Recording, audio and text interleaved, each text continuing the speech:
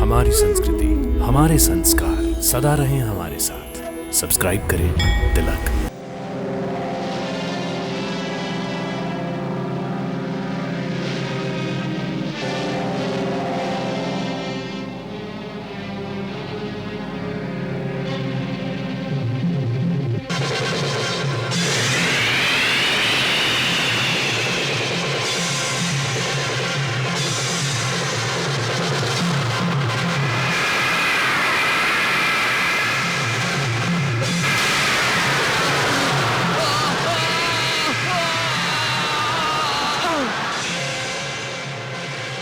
वीर मकराक्ष, तुम तो वीरों की भांति रणभूमि में अपने प्राण देकर गौरव से ऊंचा मस्तक किए उस लोक में अपने पिता के पास चले गए, परंतु लज्जा से हमारा मस्तक झुका गए। आज हम तुम्हारे पिता के ऋणी हो गए। जिसके हृदय में अधर्म और कपट होता है, उसकी अवस्था तुम्हारे जैसी होती है।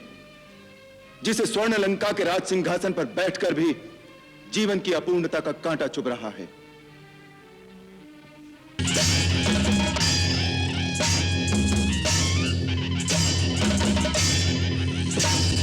बाजे कान के पास ले जाकर जोर से बजाओ।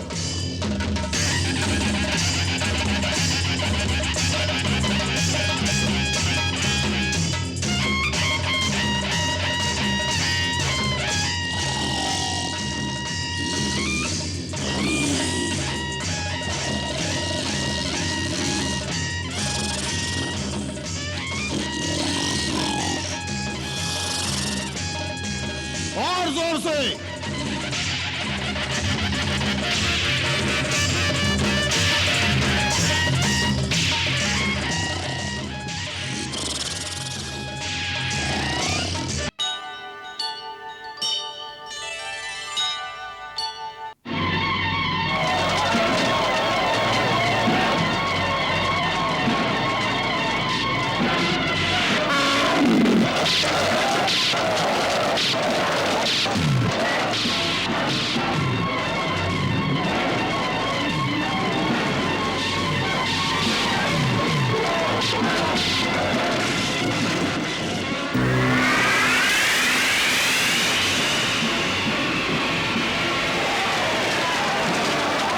ये रथी योद्धा कौन है जो हमारी सेना का संहार कर रहा है?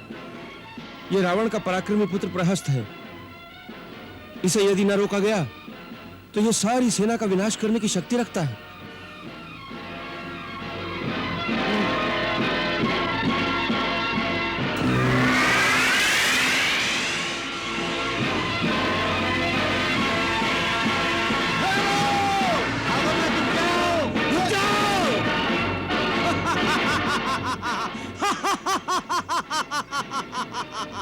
कायरों, कहां भाग रहे हो?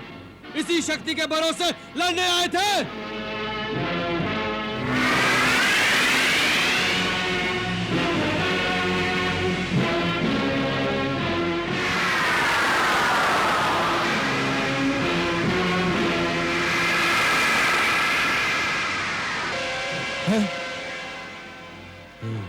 कोई बात नहीं, दूसरा बाण ले लो।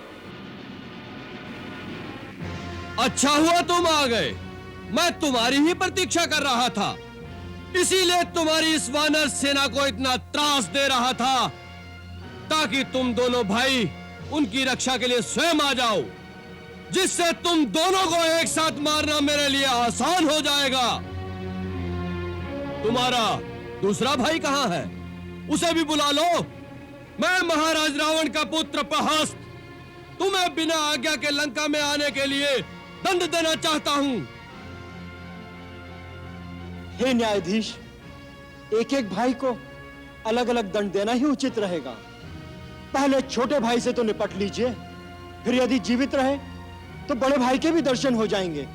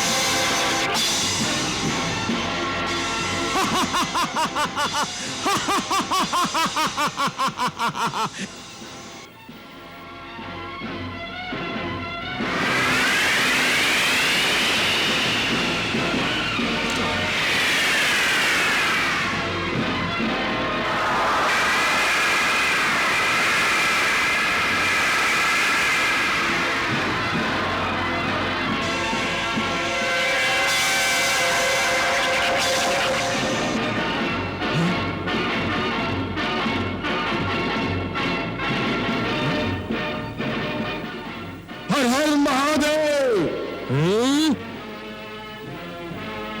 ओ पवन देवता के औरस पुत्र हनुमान। हनुमान, आखिर तुम्हारी मृत्यु मेरे हाथों लिखी थी। नहीं, भूल हुई है तुमसे सेनानायक दुर्मुख। मेरी मृत्यु तुम्हारे हाथ से नहीं, बल्कि तुम्हारे हाथ में आज मृत्यु लिखी है। अपनी रेखा पढ़ने में भूल हुई है तुमसे। भूल तो हमारे महाराजा रावण की हुई थी, जो तुम्हें जीवित छोड़ दिया। आज लंका दहन का मूल्य मैं तेरे रक्त से चुकाऊंगा। हर हर महादेव।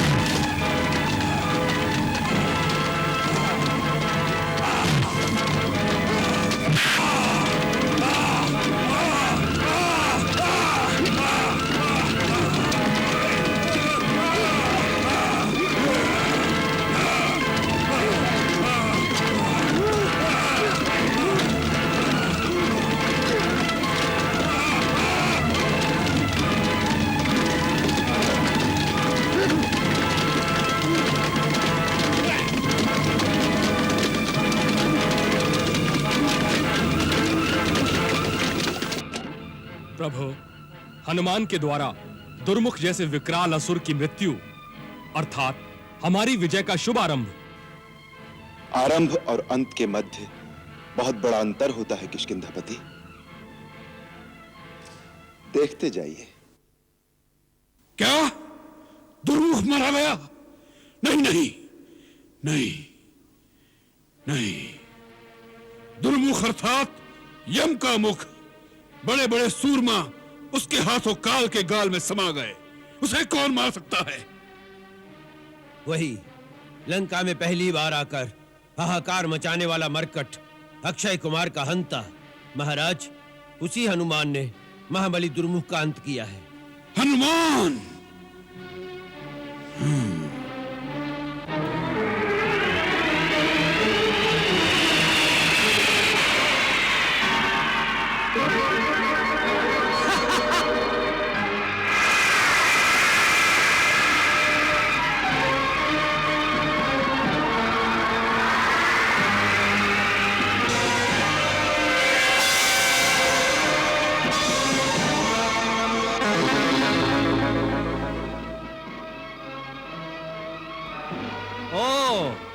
तो अपनी माया दिखाते हो?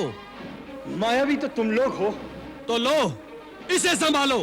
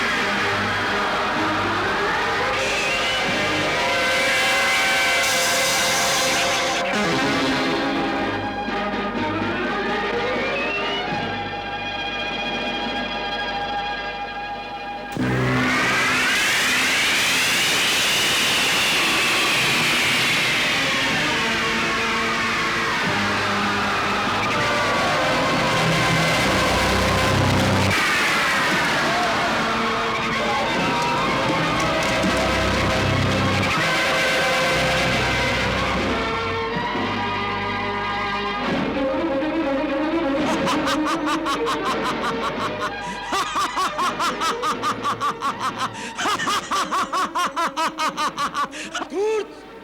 निरपराध वानरों की हत्या कर रहे हो। तुम जीवित रहने के योग्य नहीं।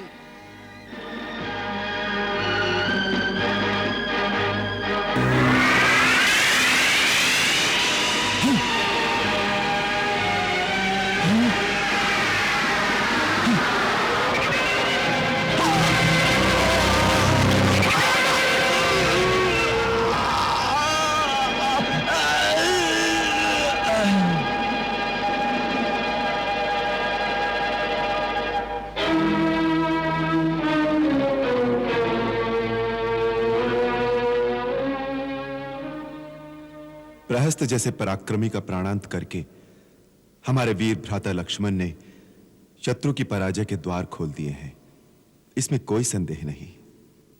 पुत्र की मृत्यु के आघात से तिल मिलाकर रावण प्रतिघात के लिए भीषण प्रहार करेगा। अब हमें पूरी तरह सावधान रहना चाहिए। सावधान तो वो नहीं रहता ऋक्षराज, जिसके अंतर की ज्वाला बुझ जाती है। मेरे अंदर ज्वालामुखी दहक रहा है, ज्वालामुखी। मैं रावण और मेघनाथ के आने की प्रतीक्षा कर रहा हूं। बोलो, बोलते क्यों नहीं?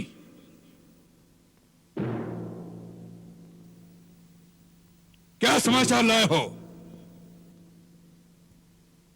महाराज, बड़ा अशुभ समाचार है।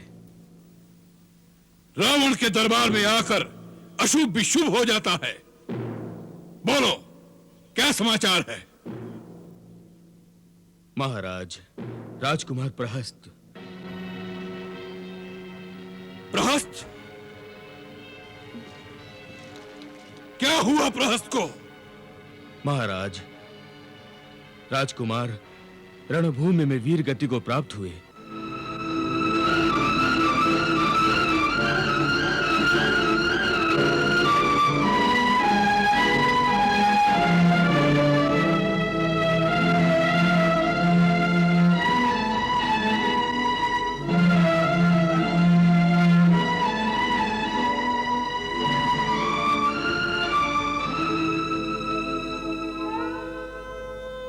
प्रहस्त?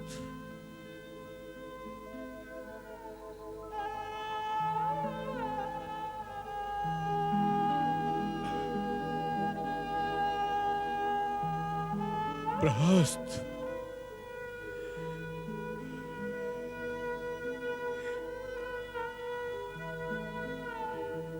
लंका का एक परकोटा ढह गया इंद्रजीत, ढह गया।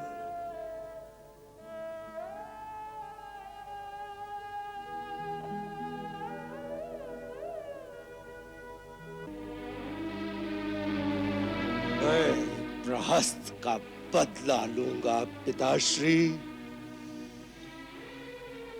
लक्ष्मण को ही नहीं, राम के एक एक भाई को अयोध्या तक नहीं छोड़ूंगा। जब तक चारों भाइयों को मारकर प्रहस्त का बदला नहीं लूंगा, लंका वापस नहीं लौटूंगा। नहीं युवराज, नहीं युवराज, यह अवसर मुझे प्रदान किया जाए।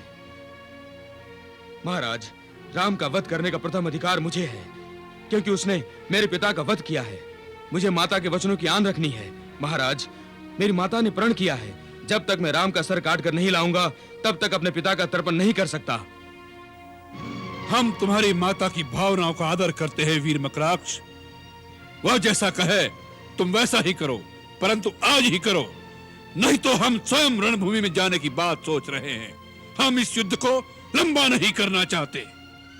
महाराज, मुझे एक अवसर दिया जाए। मैं उस रणभूमि में पहुंचकर प्रलय मचा दूंगा। शत्रु के संग्राम क्षेत्र को मैं शमशान क्षेत्र बना दूंगा। प्रतिहिंसा की अग्नि मेरे अंतर्मन में तब से धधक रही है, जब दंडका रण में मेरे पिता खर और काका दूषण ने सारी सेना के साथ अपनी आहुति दी थी। महाराज, आपको पता नहीं, मेरी माता ने मेरे पिता श्री खर के मरने के पश्चात आज तक अपने सुहाग को नहीं उतारा है। मृतक शरीर की आत्मा को शांति देने के लिए अभी तक तर्पण नहीं हुआ है। महाराज, मेरी माता का आज तक प्रण है कि जिस राम के बाण ने मेरे पति के प्राण लिए हैं, उसकी खोपड़ी में मैं जल भर के उसकी आत्म शांति के लिए श्राद्ध तर्पण करूंगी।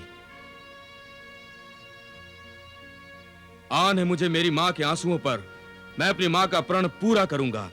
राम के सर को काटकर मां के अंदर धधकती ज्वाला को शांत करूंगा। करेगा, अवश्य करेगा वीर मकराक्ष। हमें विश्वास है तुम्हारे अंतर में धधकता ज्वालामुखी आज इस युद्ध का अंतिम निर्णय कर देगा। जाओ, तुम्हारी जय हो वीर मकराक्ष। जय तो महाराज धीराज लंकेश रावण की होगी।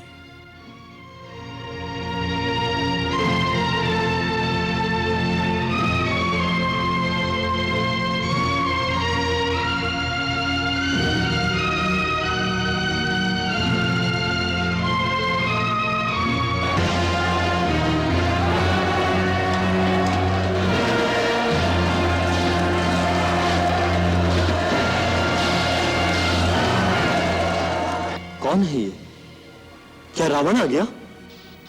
नहीं, रावण नहीं। तो फिर ये है कौन? मकराक्ष। मकराक्ष कौन?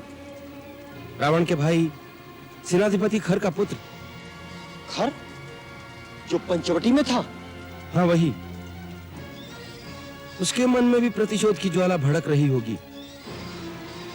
अरे ये तो सब कुछ चीरता हुआ चला आ रहा है, परंतु अंगद ने इसे रोक लिया है। वो परम योद्धा है लक्ष्मण, अकेले अंगद के बस का नहीं। अच्छी बात है, मैं सो जाऊंगा। तुम जो भी हो, मुझसे युद्ध किए बिना आगे नहीं जा सकते। मैं मच्छरों से युद्ध के लिए नहीं आया हूं। कहां है तेरा राम?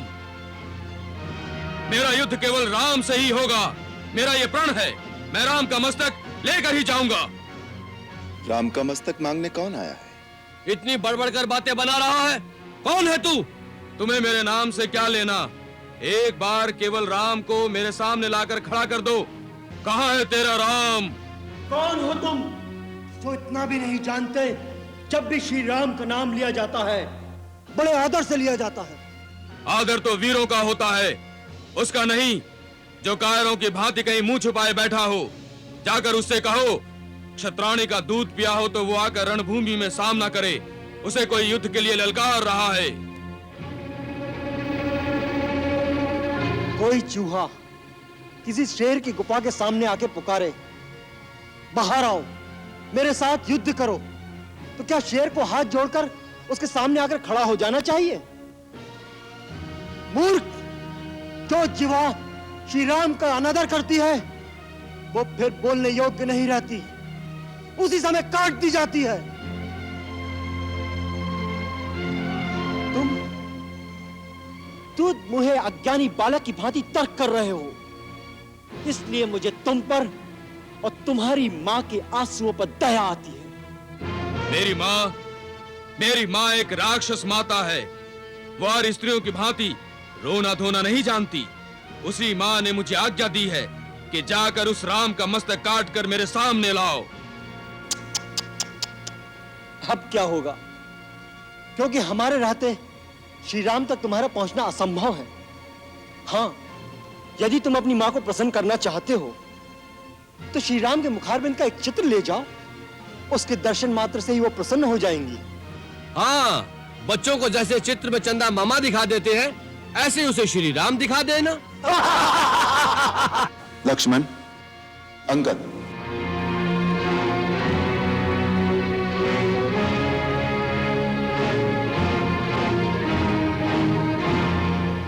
किसी वीर के संकल्प का उपहास करना वीरों को शोभा नहीं देता। राजकुमार अंगद, इस वीर ने हमें युद्ध के लिए ललकारा है और युद्ध की चुनौती स्वीकार करना ही सच्चे क्षत्रिय का धर्म है।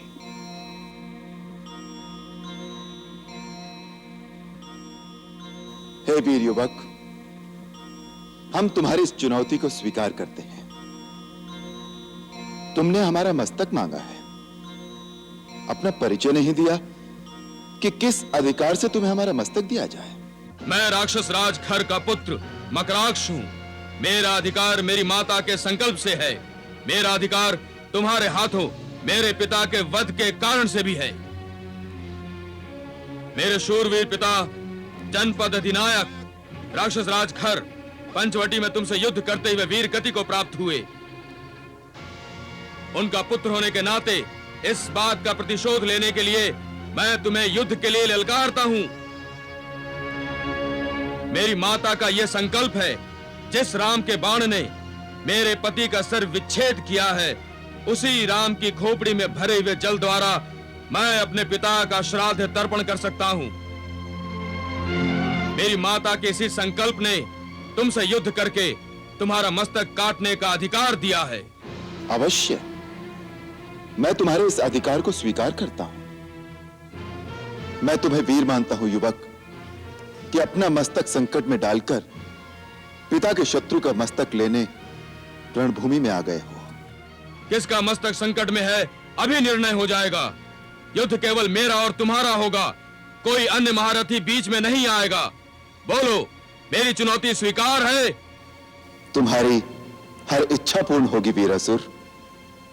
और सुनो, मैं तुम्हें वचन देता हूं कि यदि तुम्हारे हाथ मुझे वीर गति प्राप्त हो तो मेरे इस मस्तक पर तुम्हारा अधिकार होगा। मरणोपरांत मैं ये मस्तक तुम्हें दान करता हूं। विभीषण, सुग्रीव, अंगद, आप सब मेरे इस वचन के साक्षी हैं। लक्ष्मण जी भैया, मेरे इस वचन को पूर्ण करना तुम्हारा धर्म होगा। रघुवंशियों के वचन का मोल तुम भली भांति जानते हो।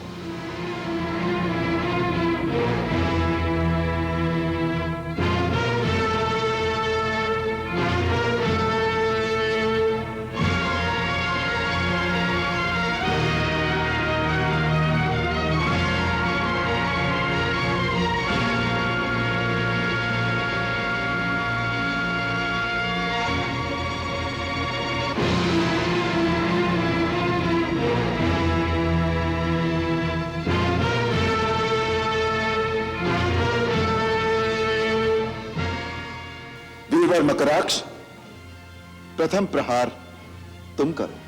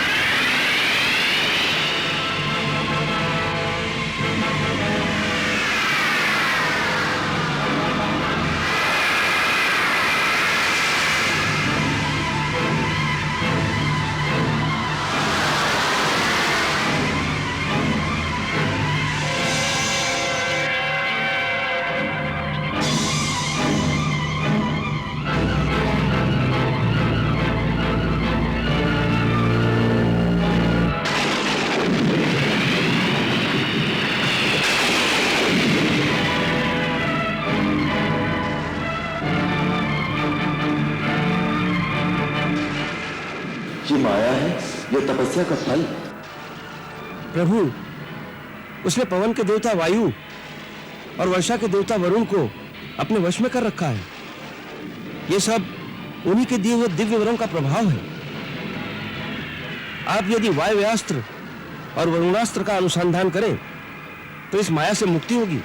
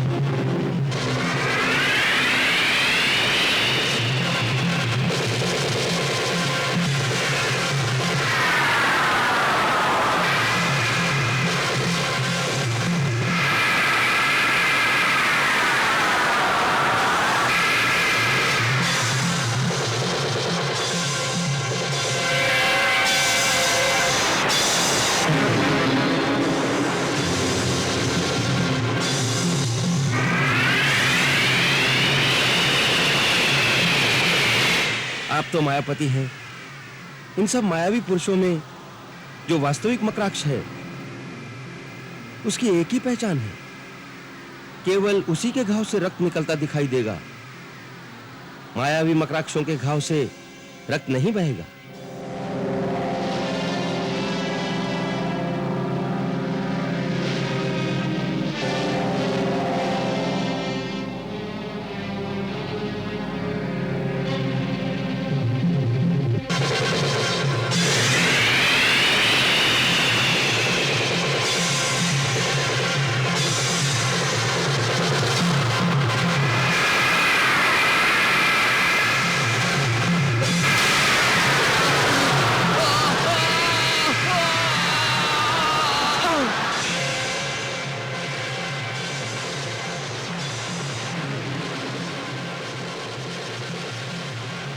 श्री राम प्रभु की जय। श्री राम प्रभु की जय। श्री राम प्रभु की जय।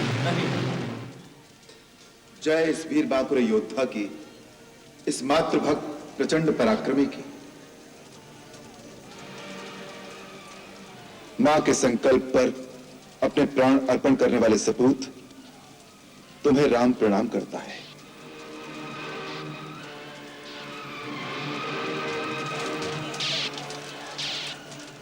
महाराज सुग्रीव, प्रभु, इस शूरवीर का मृत शरीर सम्मान के साथ लंका पहुंचा दिया जाए। हर योद्धा की मृत्यु है रघुवर का संकेत, दुस्साहसी दुराग्रही किंतु न होए सचेत। प्राणों की बलि दे गया मातृभक्त मकराक्ष,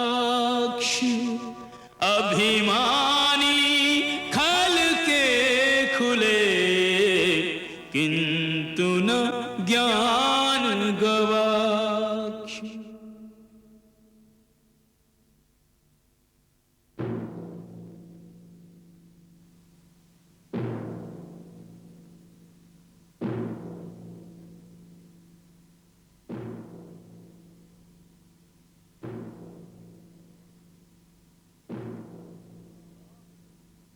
वीर मकराक्ष, तुम तो वीरों की भांति रणभूमि में अपने प्राण देकर गौरव से ऊंचा मस्तक किए उस लोक में अपने पिता के पास चले गए, परंतु लज्जा से हमारा मस्तक झुका गए। आज हम तुम्हारे पिता के ऋणी हो गए। हम वीर खर को क्या उत्तर देंगे जो अपना पुत्र हमें सौंप गए थे? हम वानरों से उसकी रक्षा न कर सके। ये दाग हम कैसे धोएंगे? ये ऋण हम कैसे चुकाएंगे? आज्ञा दीजिए पिताश्री, राम और लक्ष्मण के रक्त से ये दाग मैं आज ही धो सकता हूं। आपका ये ऋण मैं चुकाऊंगा। नहीं मेघनाद, ये ऋण हमारा है और इसे हम ही चुकाएंगे, अन्यथा हम हमारे भाई खर को क्या मुंह दिखाएंगे? जब हमारा पुत्र प्रहस्त मारा गया तब हमें शोक अवश्य हुआ था, परंतु उसके मृत्यु से हम लज्जित नहीं हुए थे, क्योंकि वो हमारा पुत्र था, हमारा धन था, हमने लुटा दिया। पिता का अपने पुत्र के जीवन पर पूर्ण अधिकार होता है, परंतु अपने भाई के पुत्र का अपने हित के लिए बलिदान कर देने का हमें कोई अधिकार नहीं था। इसकी मृत्यु हम पर ऋण हो गई है। इसलिए जो शपथ इसने अपनी माता की इच्छा पूर्ति के लिए ली थी कि राम की खोपड़ी में जल भरकर अपने पिता का श्राद्ध तर्पण करेगा, वही शपथ आज हम लेकर रणभूमि में जाएंगे। हमारे साथ सेना को कूच का आदेश दिया जाए। क्षमा करें महाराज।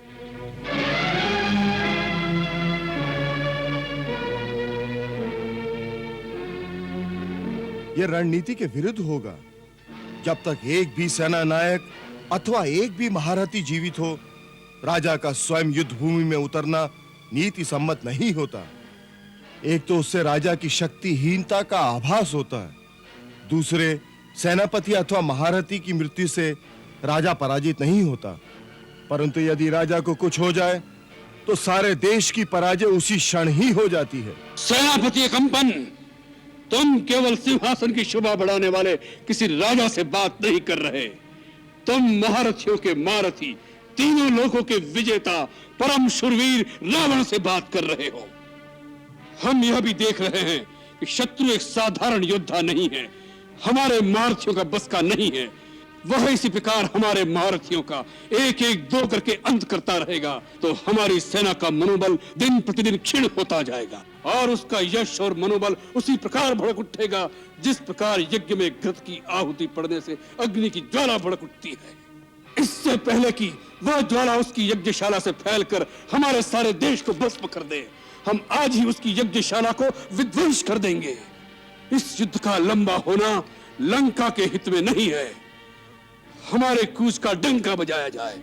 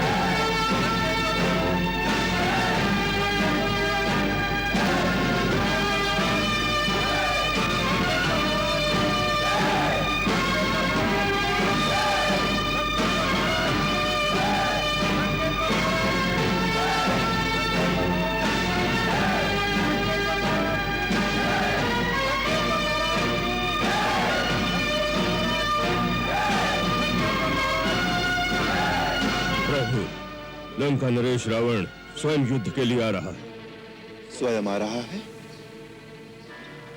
इतनी जल्दी? हाँ प्रभु, उसे मकराक्ष और प्रहस्त की मृत्यु सहन नहीं हुई। इसका अर्थ ये भी है वो अपना संतुलन खो बैठा है। युद्ध में वीरों का इस प्रकार विचलित होना उचित नहीं होता। शत्रु इतनी जल्दी विचलित हो गया है कि उसे अपने परम योद्धाओं के रहते हुए भी स्वयं युद्ध में आना पड़ रहा है। ये आपकी विजय का संकेत है।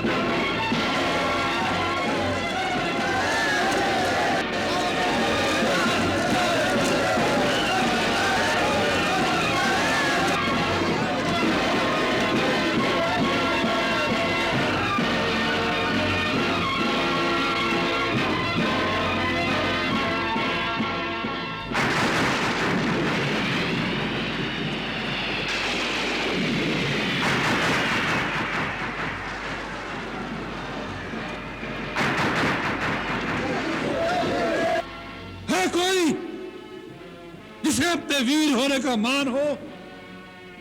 रणभूमि में खड़ा रावण युद्ध की चुनौती दे रहा है कोई? रावण, यहां तो एक से एक बढ़कर वीर ही वीर हैं। तुम जिससे हारना चाहो उसे स्वयं ही चुन लो।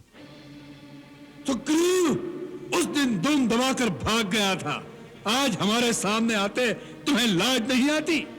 जाओ, रावण से युद्ध करना तुम्हारा काम नहीं। वह वनवासी कहा है राम, सुना है उससे युद्ध करने की बड़ी आकांक्षा है, इसलिए आज हम स्वयं पहले ही दिन आ गए हैं कि इस युद्ध को हम खींचकर लंबा करना नहीं चाहते। इसमें केवल तुम्हारे जैसे बेचारे निर्दोष निरीह प्राणी जो उसके बहकावे में आकर लंका पर धावा करने चले आए हैं, बेचारे मुफ्त में मारे जाएंगे। इससे अच्छा यही है उसे बाहर निकालो, जिससे उसकी युद्ध की अभिलाषा भी पूरी हो जाए और हम इस दुष्टता के बदले उसे प्राण दंड भी दे सके, जिससे लंका की ओर आंख उठाने का साहस फिर और कोई भी न कर सके। यह तुमसे किसने कह दिया कि कोई भी राह चलता दुराचारी चोर जब चाहे श्री राम प्रभु के दर्शन कर सकता है? शठ, तुम तो उनके हाथों दंड पाने के योग्य भी नहीं हो। यह काम भी हमें ही करना पड़ेगा।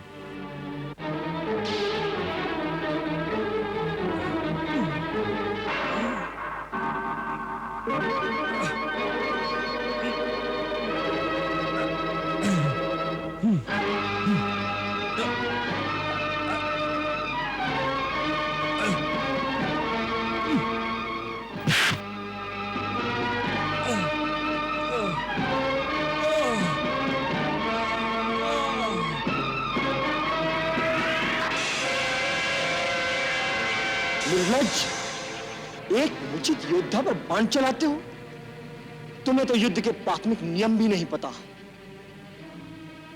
तुम्हें रणभूमि में किसने भेज दिया? जाओ, युद्ध धर्म की शिक्षा लेकर आओ। जो रणभूमि में आ गया वह हर प्रकार से वध करने योग्य हो जाता है। राक्षस वीरों का यही धर्म है।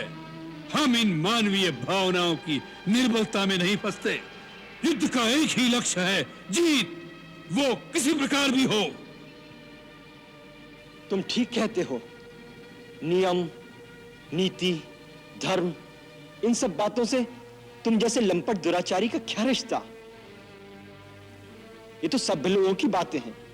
तुम जैसे असभ्य जानवरों को ये बातें समझ में नहीं आएंगी। तुम्हारी गाली का उत्तर मेरा ये पैना बांध देगा।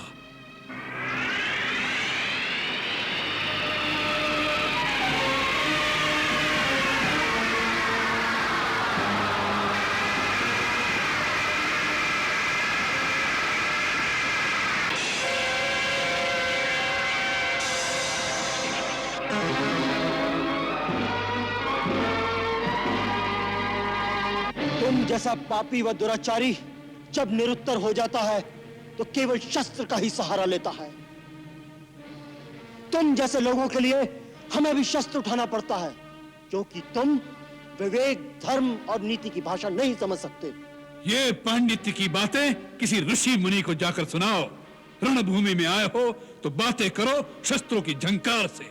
शस्त्र ही प्रश्न पूछे, शस्त्र ही उसका उत्तर दे, यही नियम है यहाँ का।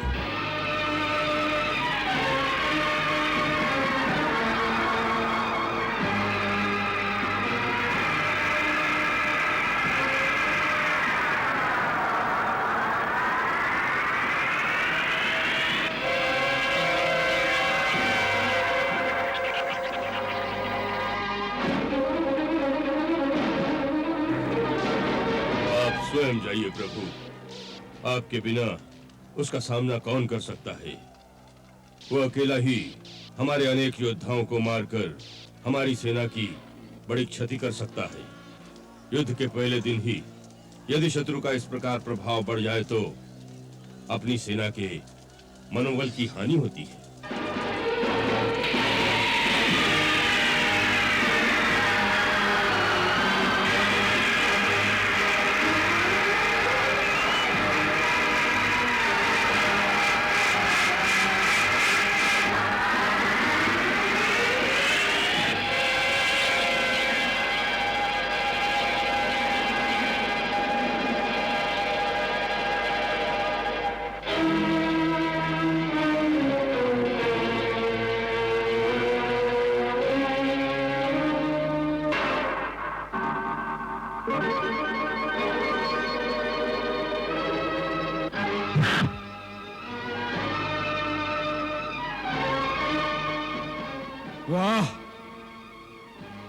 रावण के पैर भी डगमगा दिए।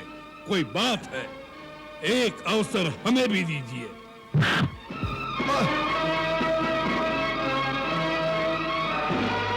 जय श्री राम।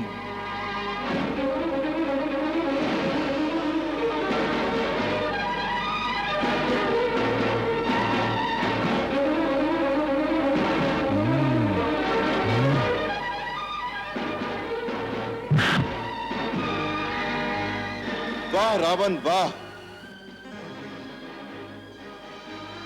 जय श्री राम। भगवान शिव के त्रिशूल की भांति प्रचंड वायुपुत्र हनुमान की मुष्टिका का प्रहार तुमने सह लिया। तुम परम शक्तिशाली हो,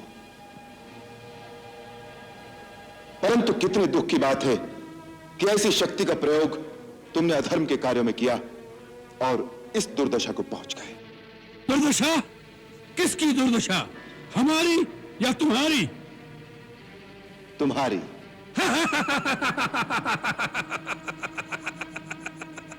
एक वन वन भटकते हुए वनवासी को स्वर्ण लंका के सिंहासन पर बैठे हुए त्रिभुवन विजयी लंकेश के वैभव में दुर्दशा दिखाई दे रही है। राम, तुम अपनी वाक पटुता के जादू से इन अज्ञानी वानरों को भरमा सकते हो, रावण को नहीं। भक्त और ज्ञानी में यही अंतर होता है। भक्त अनपढ़ हो, मूर्ख हो, परंतु हृदय का सच्चा और मन का सरल होता है। परंतु ज्ञानी तुम जैसा दुष्ट भी हो सकता है। जिसके हृदय में अधर्म और कपट होता है, उसकी अवस्था तुम्हारे जैसी होती है। जिसे स्वर्ण लंका के राज सिंहासन पर बैठकर भी जीवन की अपूर्णता का कांटा चुभ रहा है। इस समय तुम्हारे हृदय में केवल अशांति, चिंता और एक तड़प रह गई है और कुछ नहीं। तेरे जैसे हर दुराचारी को एक समय इस बात का आभास हो जाता है कि उसका अंत समय आ गया है, और तब वो एक घायल सांप की भांति सुरक्षा की बिल ढूंढता फिरता है, परंतु उसे कहीं सुरक्षा नहीं मिलती। वही अवस्था इस समय तुम्हारी है। तुम्हारा अंत आ चुका है। तुम्हारे पाप कर्मों के विष ने तुम्हारे मन की शांति को जला दिया है, और तुम उस अशांति की तड़प, पाप के विषैले कांटे की चुभन को छुपाने के लिए ऊंची आवाज में बड़ी बड़ी डींगे मार रहे हो, जिन्हें तुम्हारा अपना मन भी नहीं मानता।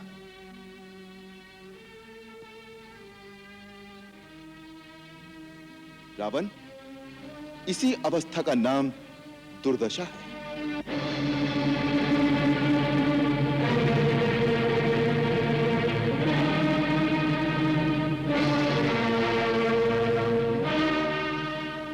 राम, सुना था कि रघुवंशी बड़े वीर होते हैं, परंतु तुम्हें देखकर वह धारणा दूर हो गई। तुम तो किसी राजा के दरबार में बिरदावली सुनाने वाले भांडों और पंडितों की भांति कोई उपदेशक लगते हो। अरे जो वीर होते हैं वह धनुष बाण से बात करते हैं, जबान से नहीं। और ये कंधे पर जो धनुष रखा हुआ है ना, वह कोई शोभा की वस्तु नहीं होता, उससे तीर चलाए जाते हैं ऐसे।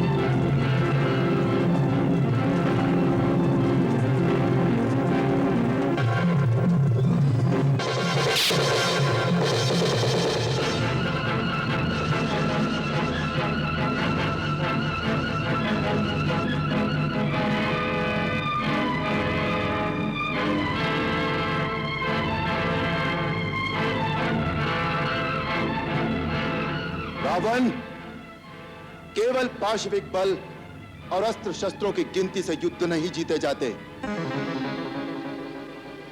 युद्ध जीतने के लिए धर्म और आध्यात्मिक शक्ति परम आवश्यक है। तुमने लक्ष्मण से कहा था कि तुम्हारे यहां कोई नीति, कोई धर्म नहीं होता। हमारे यहां युद्ध का भी धर्म होता है। हम शस्त्रहीन और निहत्थे शत्रु पर कभी वार नहीं करते। यह है रघुवंशियों की वीरता। लंका नरेश, तुम इस समय शस्त्रहीन, सुरक्षाहीन और अपमानित अवस्था में केवल शत्रु की दया के कारण जीवित हो। इसी का नाम है दुर्दशा। किया नहीं दस शीश को, केवल शस्त्र विहीन, आन बान अभिमान सब लिए राम ने छीन। अब जाओ, कल फिर शस्त्र लेकर आना।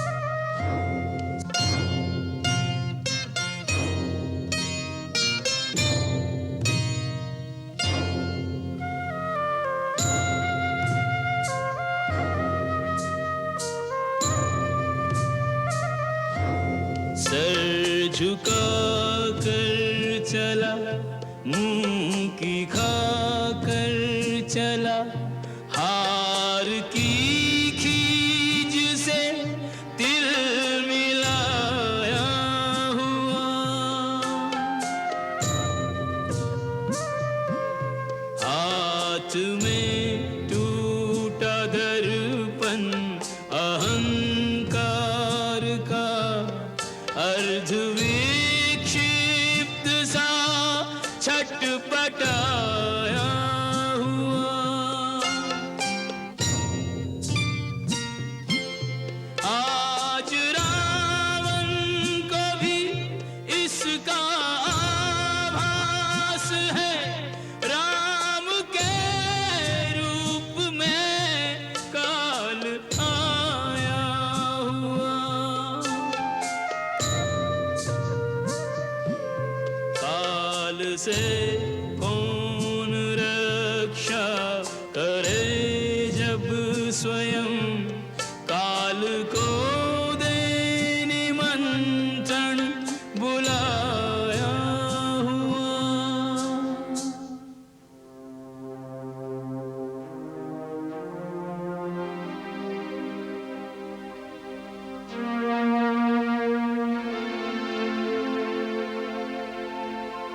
जिस राह से रथ पर निकला था, उस राह पे पैदल आज चले।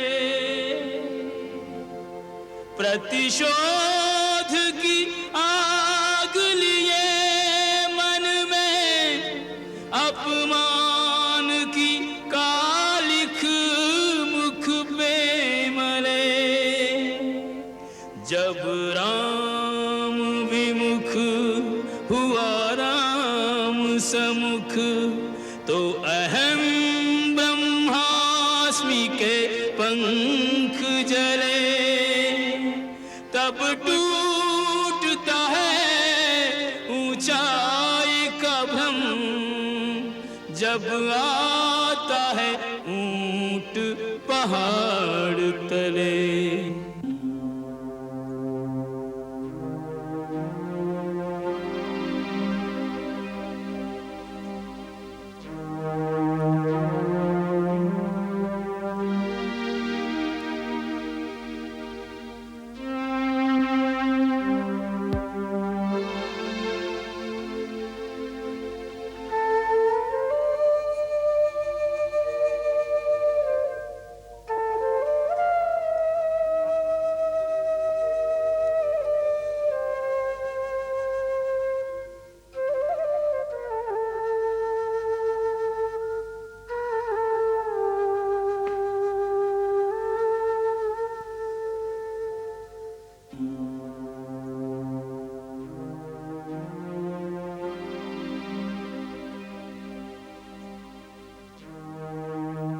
जाओ, हमारे विशेष संदेश वाहकों को तुरंत उपस्थित होने का आदेश दो। जाओ। जो आज्ञा महाराज।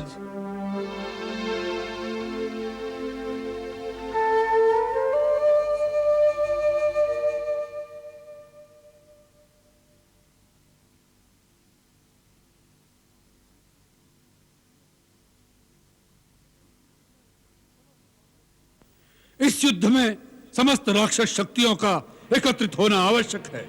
इसलिए हम चाहते हैं कि इस धरती पर जहां जहां राक्षस शक्तियां हैं, वे सब एकजुट होकर इस समय लंका की सहायता के लिए आ जाएं।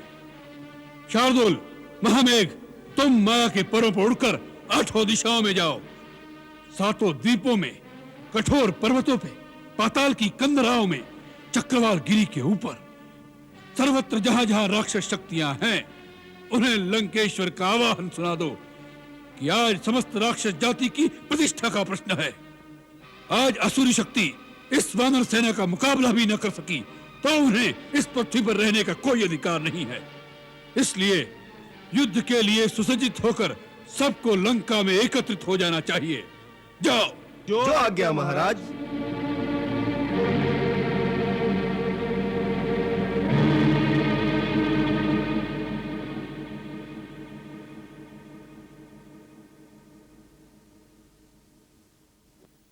प्रणाम नाना जी।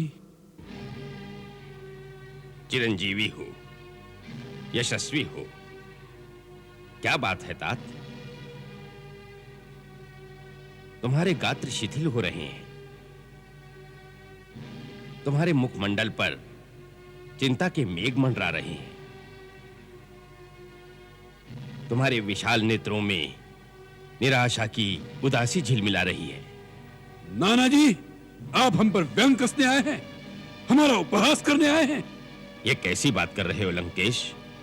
तो फिर वही बात कहने आए हैं कि सीता को लेकर राम की चरणों में जा गिरूं? नहीं, अब वो बात कहने का समय नहीं है। हाँ वत्स, युद्ध को रोकने के लिए मेरा वो परामर्श उसी समय उचित था, परंतु अब युद्ध आरंभ हो गया है। अब मैं तुम्हें ऐसी कोई बात नहीं कहूंगा जिससे लंकेश के यश को धब्बा लगे। अब तो शूरवीर की भांति लड़ना होगा। अब या तो सीता को लंका की महारानी बनाओगे या शूरवीर की भांति अपना मस्तक रणचंडी के चरणों में चढ़ा दोगे। शूरवीर की भांति मरना भी पुरुष की एक शान है। तुम मेरे बालक हो, मैंने गोदी में खिलाया है तुम्हें। सदा तुम्हारी उन्नति, समृद्धि और कीर्ति की शुभकामना की है। तुम इस पृथ्वी पर असुरों के शिरमौर हो। तुम्हारा मस्तक झुक जाएगा तो इस भूमि पर राक्षसों को सिर छुपाने के लिए कोई जगह नहीं रहेगी। मैं ये पूछने आया हूं, तुम इतने हतोत्साहित क्यों हो गए? उत्साह ही नहीं हुआ नाना जी, विचाराधीन हो गया हूं।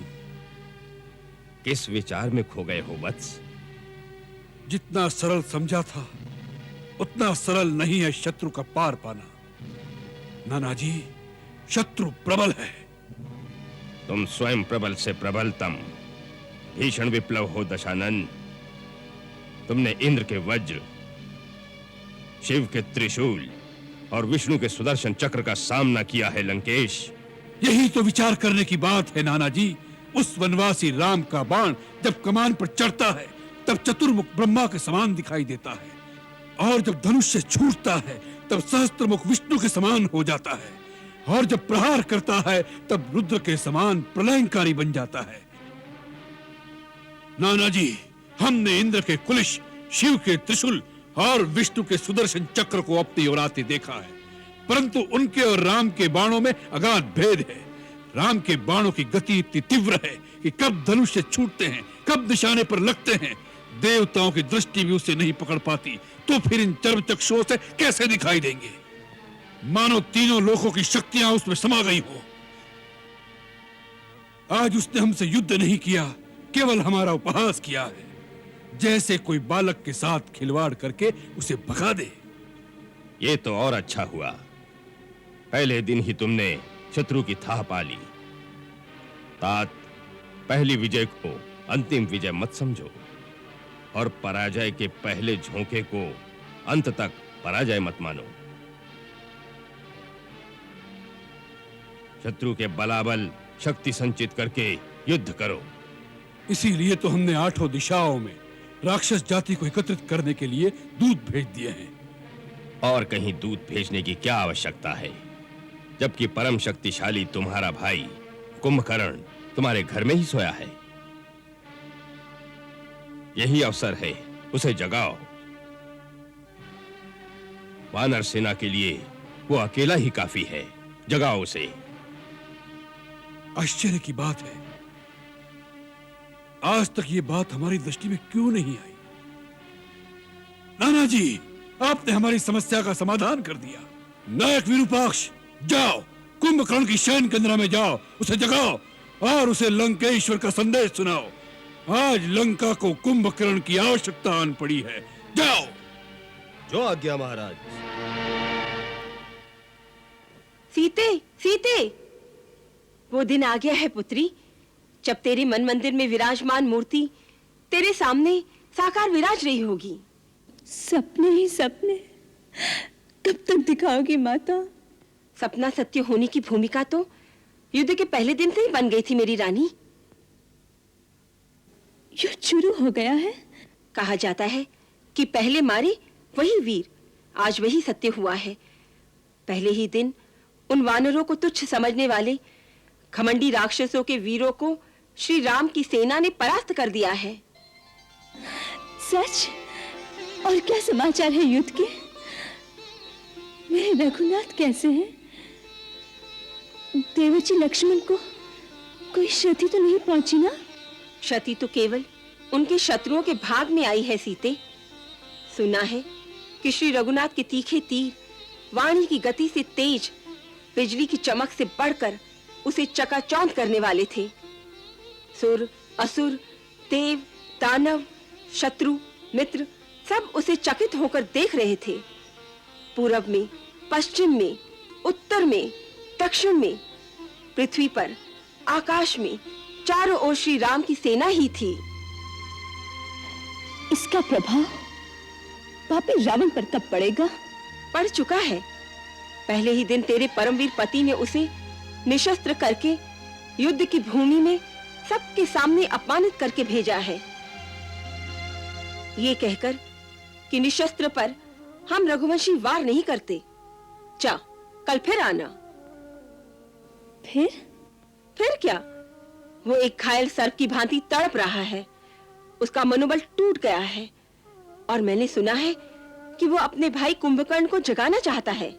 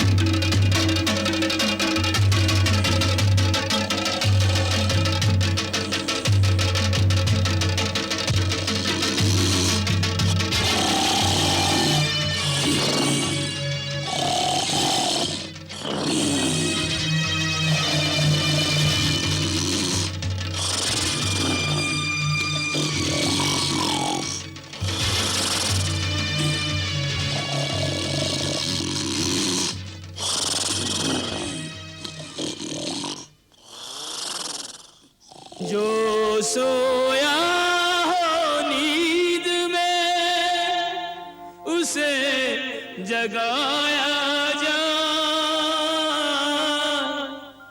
जाग के जो सोया रहे उसको कौन जगाए। जाग के जो सोया रहे उसको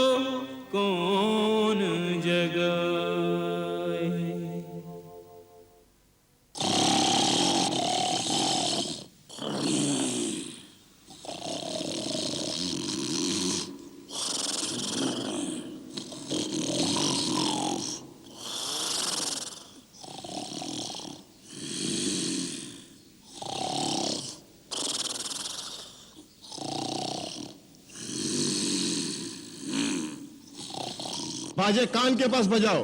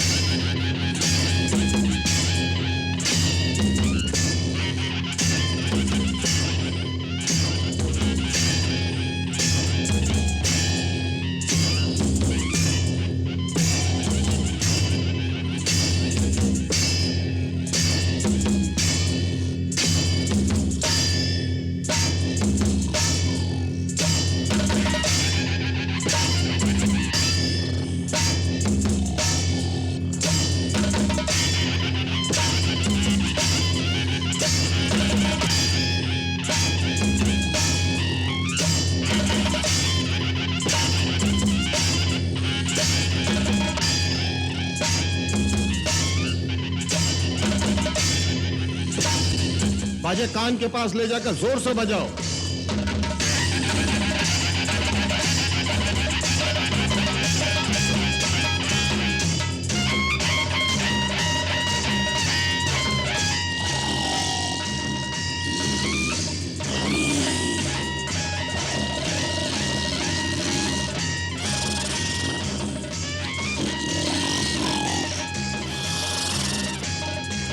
और जोर से।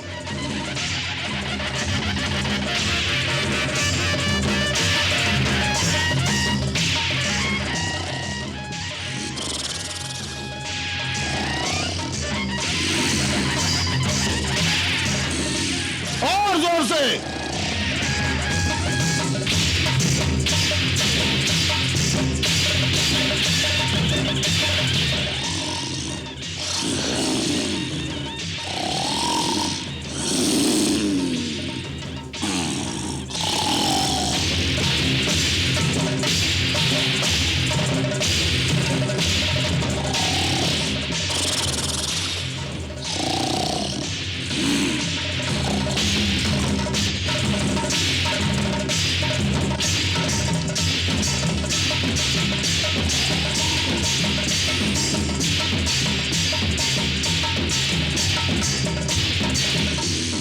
कोई लाभ नहीं। बाजे वाले हट जाएं, भाले और खड़ग इनके शरीर में चुभाए जाएं।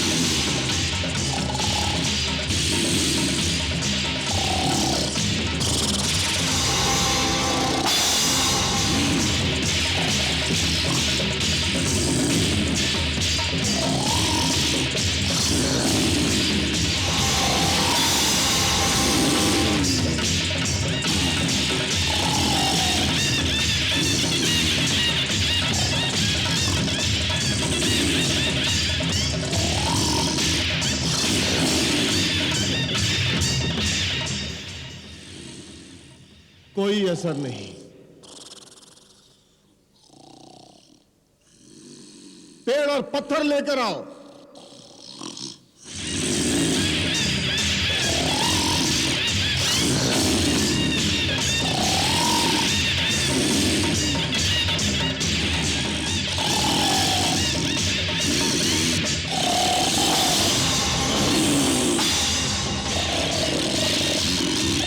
कतार मारो, भाले मारो, अरे नगाड़े जोर से बजाओ।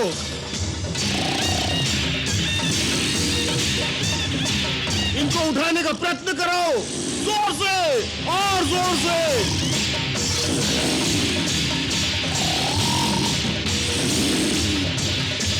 ठंडा पानी इनके शरीर पर डालो।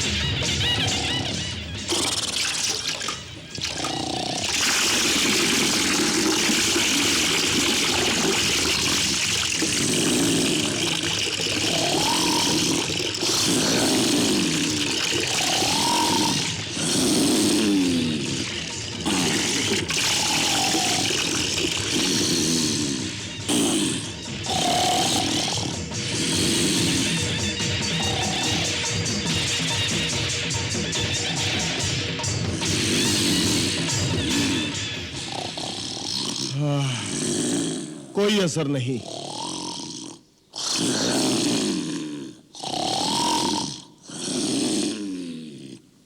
हाथी की चिंगार से जगाओ।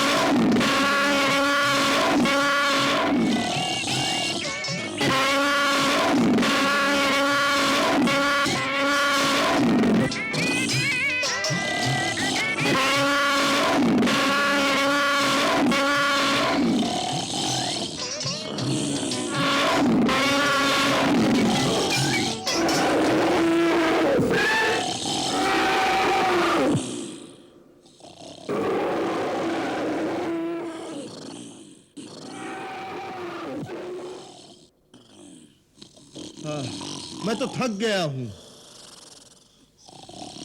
मुझे तो बहुत जोरों से भूख लगी है। भाई भूख। महाराज कुंभकर्ण के लिए भोजन का प्रबंध किया जाए। अवश्य उसकी सुगंध से महाराज उठ जाएंगे।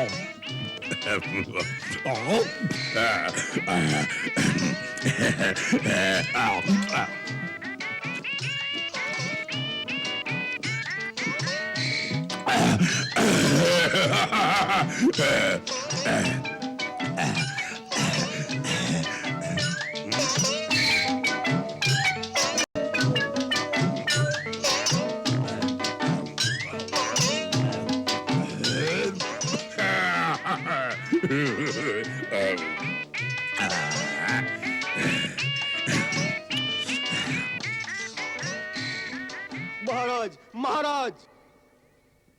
सेनापति विरूपाक्ष, समय से पहले हमें जगाने का साहस तुमने कैसे किया? लंकाधिपति रावण कुशल से तो हैं?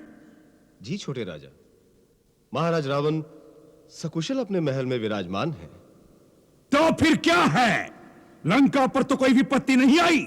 जी, अभी तक तो लंका पूरी तरह सुरक्षित है, परंतु अब उसकी सुरक्षा संकट में है। चारों ओर से सुग्रीव की वानर सेना ने घेर लिया है।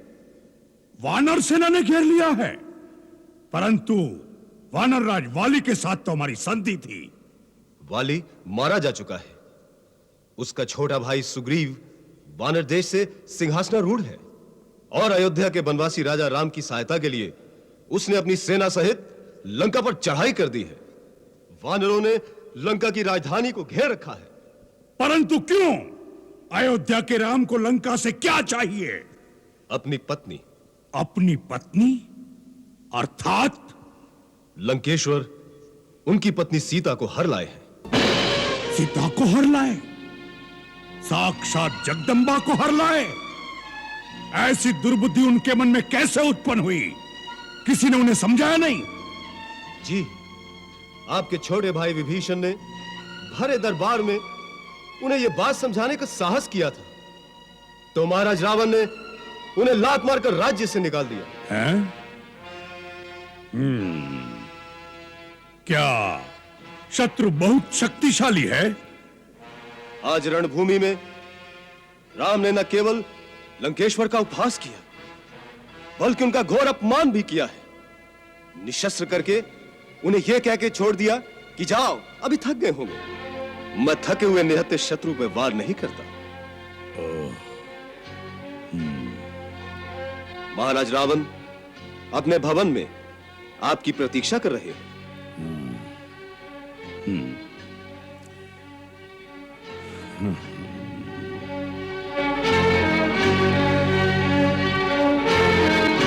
वाह, कुंभकर्ण जाग उठा।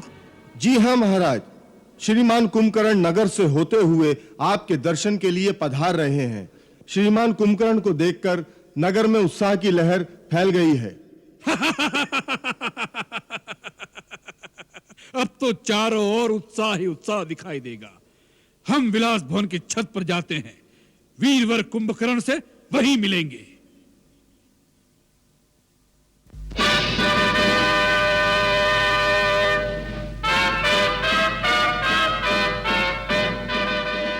दीर्घायु भव।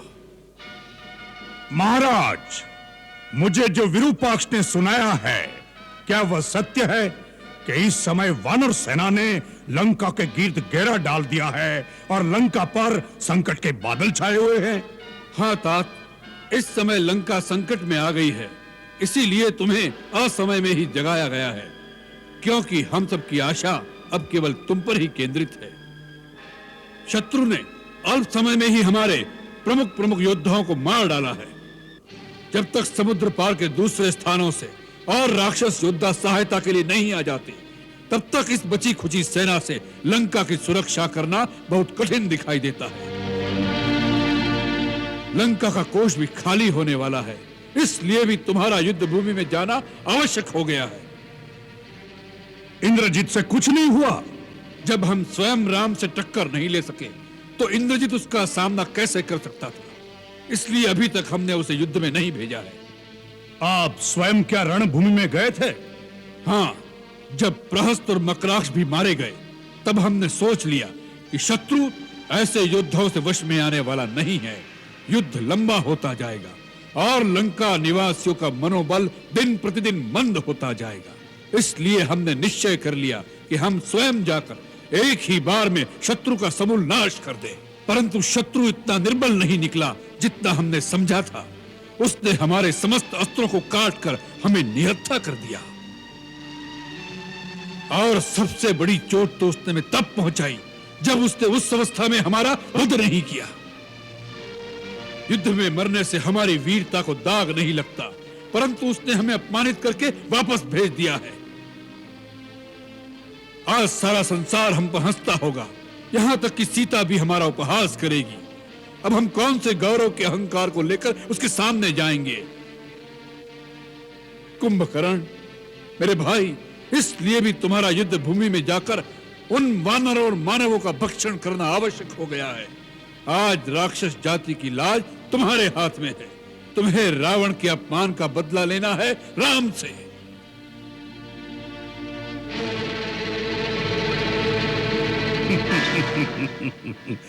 तीनों लोकों का विजेता रावण, जिसके आगे शस्त्रहीन, श्रीहीन और मानहीन होकर रह गया, उस पर भी आपने इस बात पर ध्यान नहीं दिया कि वास्तव में श्री राम कौन है। कुंभकर्ण!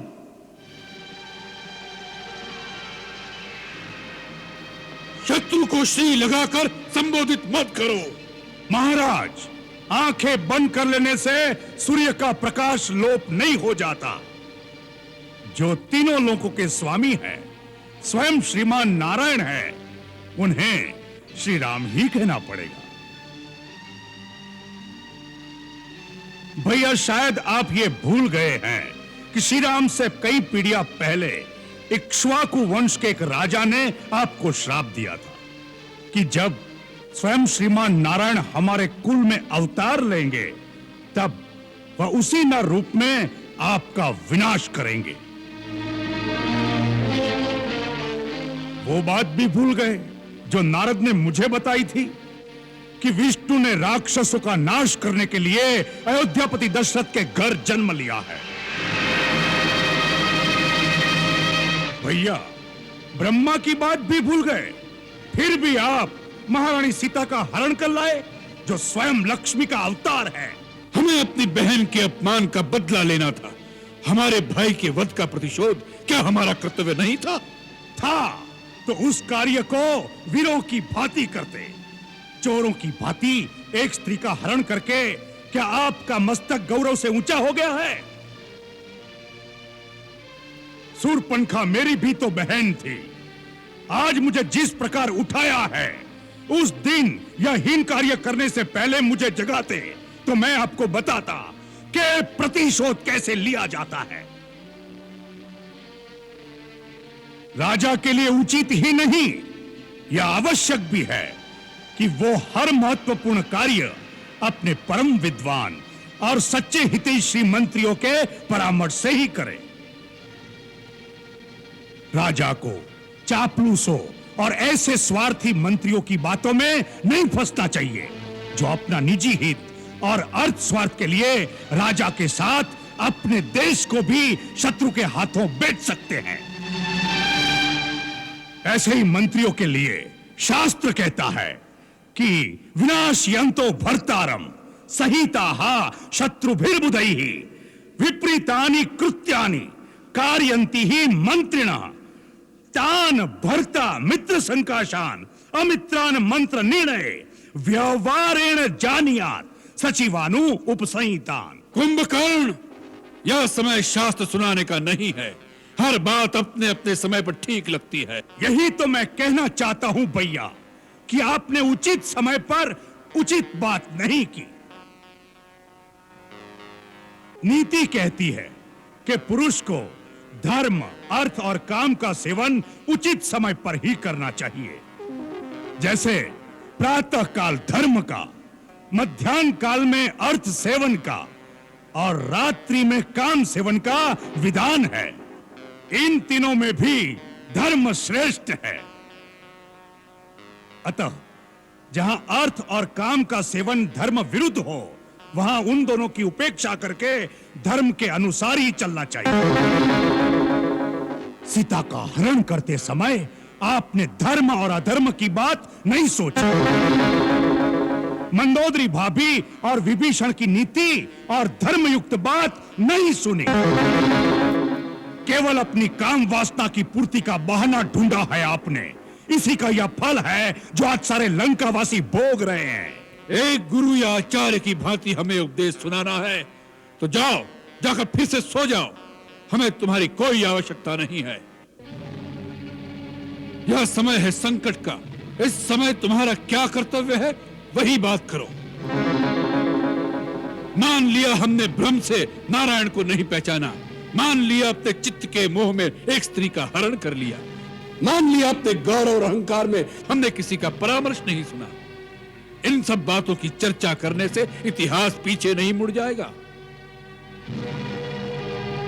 जो बीत गया बुद्धिमान उसका शोक नहीं करते, भविष्य की चिंता कर्मयोगी नहीं करता। इस समय इस क्षण क्या करना है उसका ही निश्चय आवश्यक हो जाता है। तो निश्चय कर लो कि तुम्हारा अपनी जाति के प्रति, अपने भाई के प्रति कुछ कर्तव्य है या नहीं। तुम हमें शास्त्र सुना रहे थे। अरे शास्त्र में तो यह भी लिखा है कि यदि भाई ने कोई पाप भी किया हो, वह अपराधी भी हो, तब उस संकट में जो उसका साथ दे वही भाई कहलाने योग्य होता है। अपराधी को तो शिक्षा सभी दे सकते हैं, परंतु भाई वही है जो संकट में साथ खड़ा रहे, सहायता करे, शिक्षा न दे। ससुहृदयो विपन्नार्थम दीनमभ्युपद्यते सबंधुर्यो अपनितेषु सहायायोपकल्पते। सोच लो, रावण के कारण ही सही, परंतु रावण के साथ राक्षस जाति का विनाश हो जाए, यह तुम्हें स्वीकार है या नहीं? तर्क का समय नहीं है। यदि मन में कोई संशय है, यदि कर्तव्य का पथ साफ दिखाई नहीं देता, तो युद्ध में जाने से कोई लाभ नहीं। जाओ, जाकर सो जाओ। रावण को अपनी आन निभाना और शान के साथ जीना और मरना दोनों आते हैं। जाओ।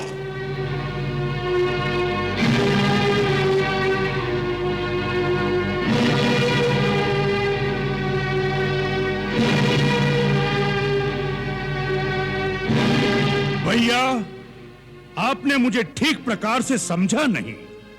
मैंने जो कहा वह एक सच्चा हितैषी होने के नाते कहा। वो मेरा अधिकार भी था और कर्तव्य भी। इस समय मुझे क्या करना है उसके बारे में न मेरे मन में कोई शंका है, न मेरे पथ पे कोई अंधकार। मैं तो छोटा भाई हूं और छोटे भाई का एक ही धर्म है, जब तक वो जीवित है और स्वस्थ है तब तक बड़े भाई को कोई भी कष्ट नहीं होना चाहिए। उसके जीते जी यदि बड़े भाई को चिंता रहे या वो संकट में आ जाए तो छोटे भाई पर धिक्कार है। छोटा भाई मित्र भी है और सेवक भी है।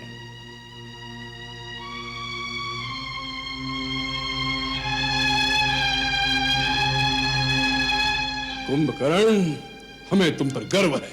तुम राक्षस जाति की नाक हो। भैया, अब आप युद्ध की चिंता भूल जाइए।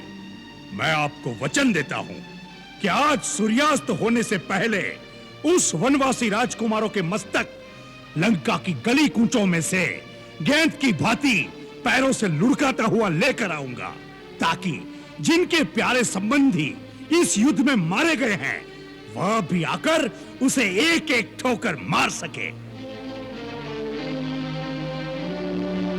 यदि मैं जीवित रहा तो आज रात को लंका में विजय का उत्सव होगा। परंतु क्या? परंतु भैया, सबकी बात सच निकली और वो सचमुच भगवान है तो भी मैं पीठ नहीं दिखाऊंगा। अपने भाई की आन के लिए रणभूमि में लड़ता हुआ मर जाऊंगा, यह मेरा वचन है। मृत्यु की बात ही मन में क्यों लाते हो कुंभकर्ण? तुम अवश्य विजयी होगे। हम सेना नायक को आदेश देते हैं कि तुम्हारे साथ जाने के लिए चतुरंगी सेना तैयार की जाए। नहीं भैया, मुझे सेना की कोई आवश्यकता नहीं। रणभूमि में मैं अकेला ही जाऊंगा। मेरे हाथ में केवल शिव का त्रिशूल होगा। उनकी आधी सेना तो मेरे पांव के नीचे कुचल जाएगी। भैया, मुझे आज्ञा दीजिए और आशीर्वाद दीजिए कि मेरे कारण आपका गौरव और बढ़े। भैया, एक प्रार्थना करूं? कहो। यदि मैं रणभूमि में मारा गया तो समझ लेना फिर उन्हें कोई नहीं जीत सकता। तब श्री राम को भगवान मानकर उनकी शरण में चले जाइएगा, जिससे हमारा कुल समूल नष्ट होने से बच जाए और आपका राज अकंटक हो जाए।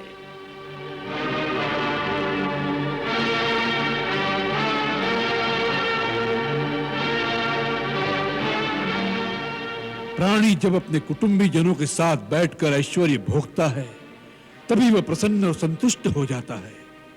यदि तुम जैसे भाई नहीं रहे तो तीनों लोकों का साम्राज्य रावण के लिए किस काम का?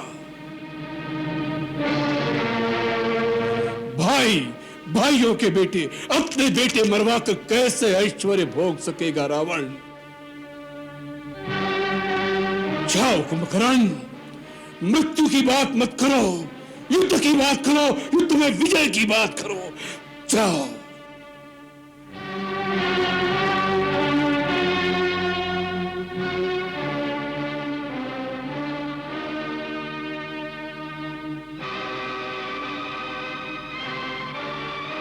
भैया, मुझे आशीर्वाद दीजिए।